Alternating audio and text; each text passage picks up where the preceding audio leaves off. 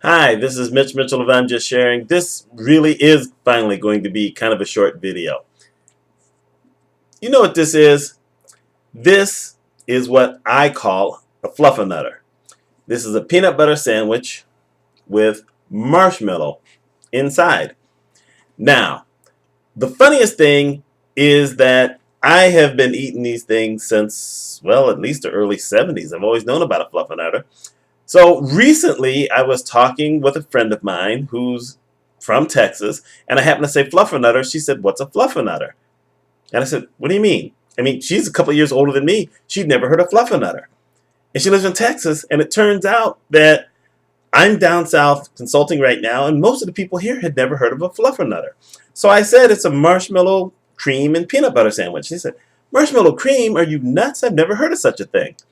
And I'm thinking, how could they have not heard of it? I've been doing it for over 40 years.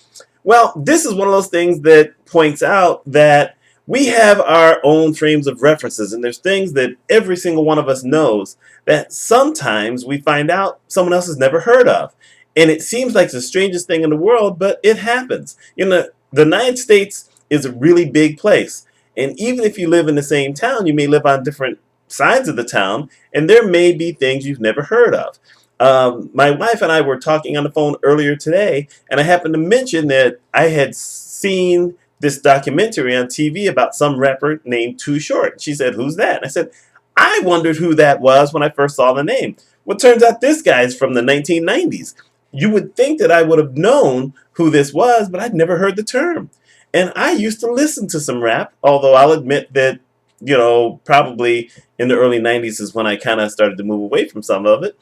I'd never heard of this guy. There's a whole lot of people I've never heard of who are out here now, a whole lot of new movie stars and musicians, and I don't know who any of these people are. Now, what's prompting me bringing this type of thing up?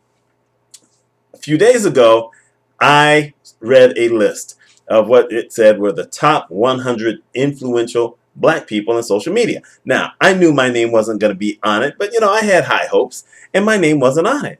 And what I noticed is that there were some top black bloggers with really highly ranked websites who weren't on it.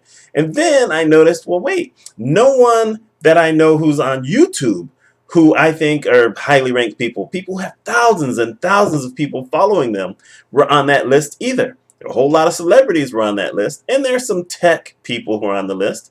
But I sat there saying, well, wow, how is it that this person who put this list together doesn't know these other people? How does one get on an influential list when some people who are really influential aren't on the list? And I thought about it, and I said, well, influence is a very interesting thing because all of us can only control the little circle that we have as far as being influential with them.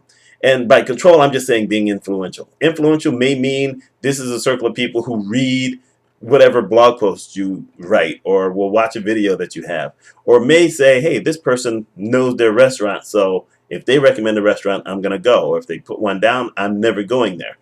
And it's funny because I've always kind of had this thing where I really want to be really big. I want people to know who I am. I want to walk out the door and have people say, hey, there goes Mitch Mitchell. This is what I want.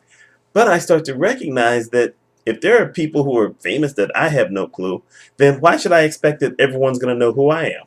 So I I asked the question, how do we gain more influence? How do we really do it?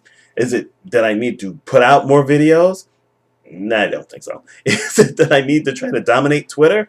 I mentioned in an interview that I did that I don't seem to get a lot of interaction on Google Plus, yet there are people who swear by Google Plus. I don't know.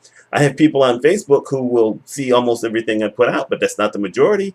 And I've got almost 700 people or 650, something like that, connected to me. And yet I don't see their stuff either. So how do we make that next step? You know what? I don't really have that answer. So I'm putting it out to everyone else here. If you have a thought on how you put this out, how do you get more influential, or do you even try? Let me know what you think. I find this a fascinating topic, and I'd really like to know what people think about this and how do we move to that next level if that's what we want to do.